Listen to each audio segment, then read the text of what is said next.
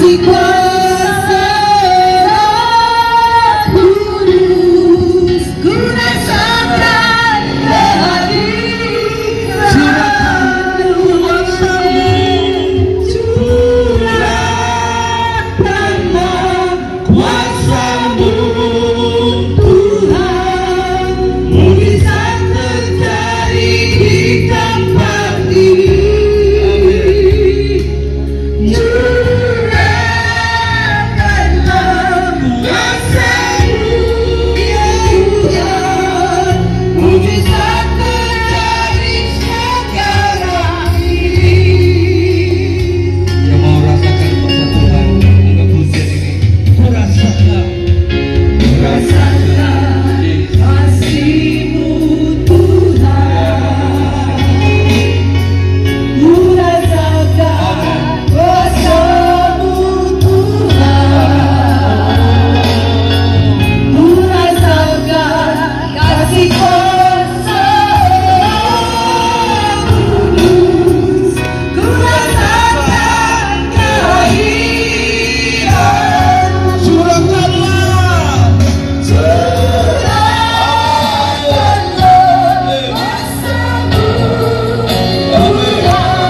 mujizat-Mu Tuhan.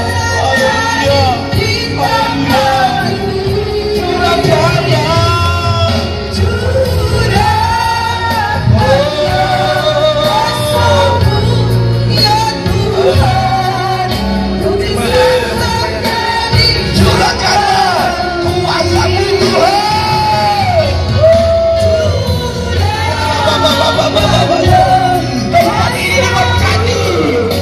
Ada kuasa dalam nama Yesus. Oh ya amin. Rasakan kuasa Tuhan. Kita sekali lagi curahkanlah.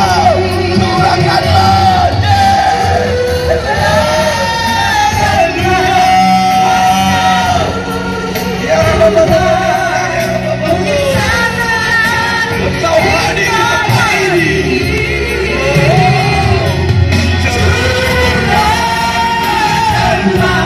Kuasa-Mu ya Tuhan, mujizat terjadi. Curahkanlah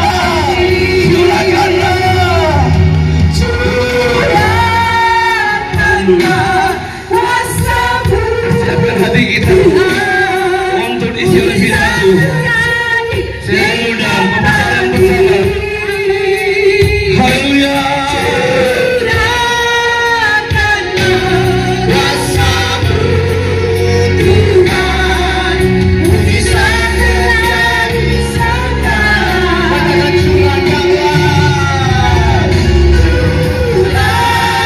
Curahkanlah kuasa-Mu Tuhan, mujizat terjadi di tempat ini.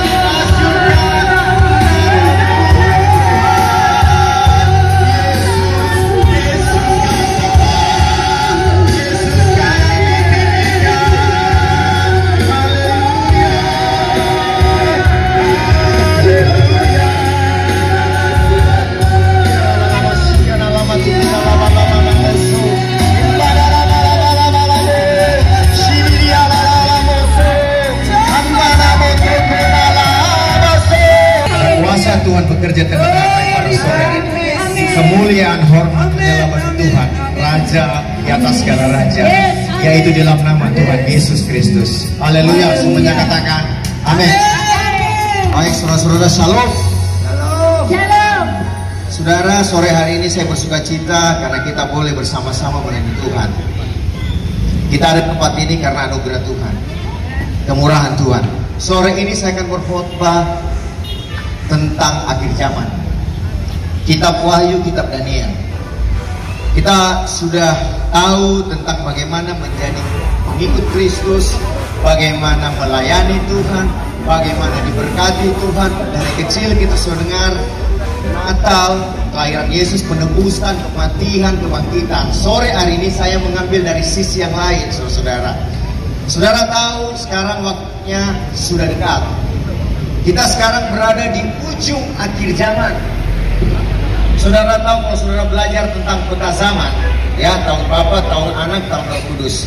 Kapan dimulai akhir zaman? Akhir zaman itu dimulai ketika Yesus mati, Yesus bangkit, Yesus naik ke sorga, dan murid-murid berada di loteng untuk menerima pencurahan Roh Kudus. Lalu Roh Kudus datang, turun. Disitulah akhir awal dari akhir zaman. Dari gerakan Roh Kudus sekarang bekerja di akhir zaman. Ya, saudara harus tahu itu.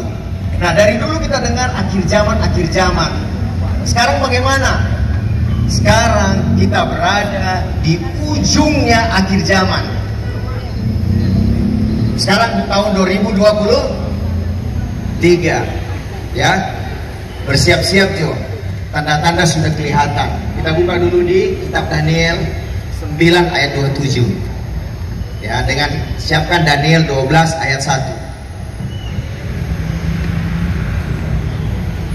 Daniel 9 ayat 27 berkata, raja itu akan membuat perjanjian. Itu menjadi berat bagi banyak orang selama 1 kali 7 masa. Itu berapa tahun? 7 tahun. Pada pertengahan 7 masa itu, 7 tahun itu, ia akan menghentikan korban sembelihan dan korban santapan. Korban sembelihan dan korban santapan itu berbicara tentang penebusan. Ya, di tengah-tengah dari 7 tahun, 3,5 tahun itu berbicara tentang berhentinya yang namanya keselamatan.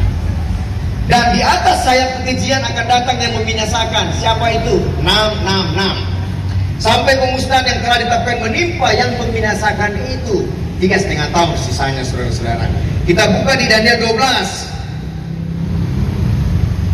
Saya mau kasih tahu sama saudara, kita tidak lagi anak-anak rohani, bayi rohani, ya. Tapi persiapkan diri kita, ya, untuk kelak kedatangannya yang kedua kali. Yang jahat semakin jahat, itu firman Tuhan jelas kita dengar. Wahyu 12 ayat 1 dikatakan apa? Pada waktu itu juga akan muncul Mikael, pemimpin besar itu, malaikat. Malaikat apa? Malaikat perang, yang akan mendampingi anak-anak bangsamu. Dan akan ada suatu waktu kesesakan yang besar. Saudara, kita sudah masuk dalam kesesakan, tapi belum yang besar, saudara-saudara. Seperti yang belum pernah terjadi sejak ada bangsa-bangsa sampai pada waktu itu. Kapan itu?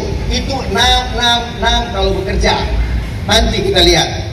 Kalau mau dibahas tidak cukup waktu. Tetapi pada waktu itu bangsamu akan terluput. Sampai terluput.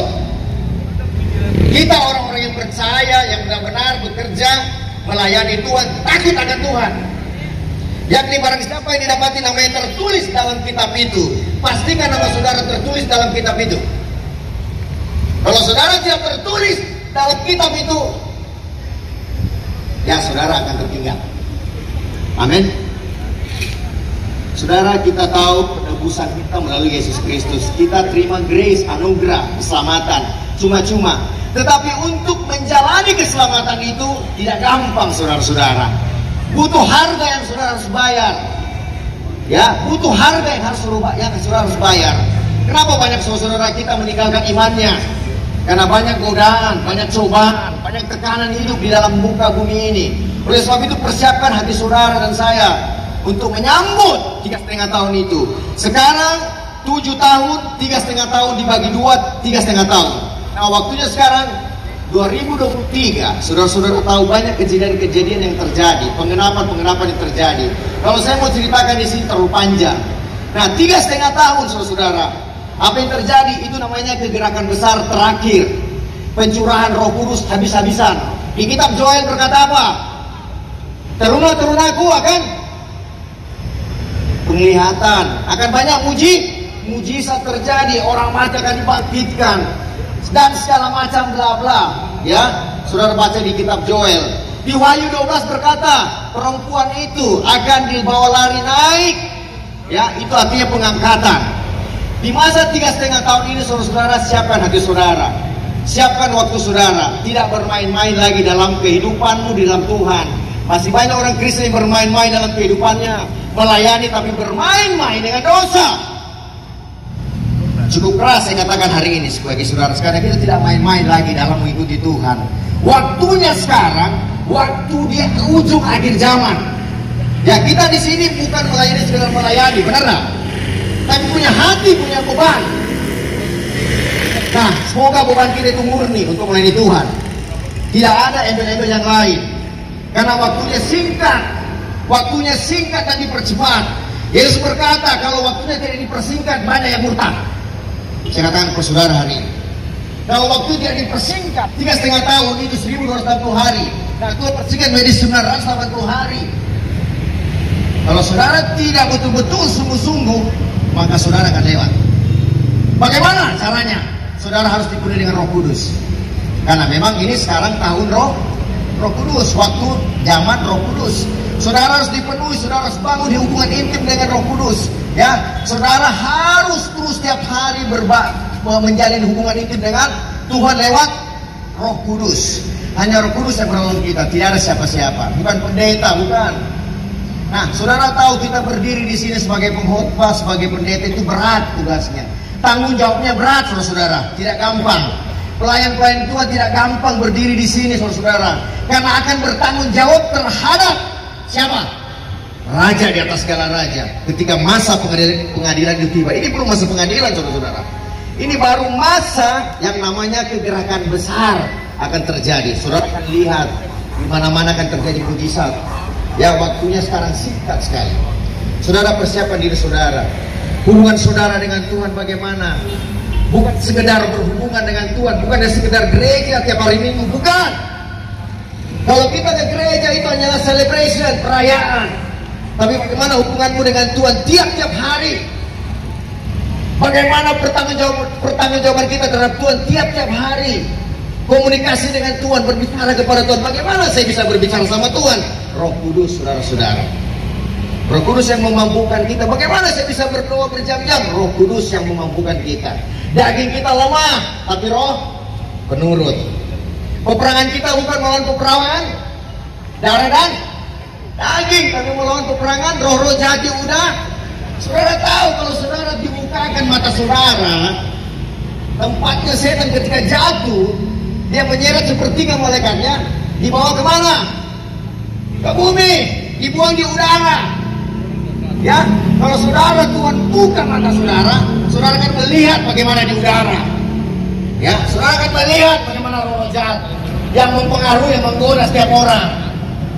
Ya, banyak orang-orang benar akan jatuh. Saya katakan kepada saudara, kalau saudara tidak persiapkan diri saudara, kalau saudara tidak perlengkapi dengan hidup saudara bersama-sama dengan Tuhan, akhir zaman, ya, sekarang di ujung akhir zaman.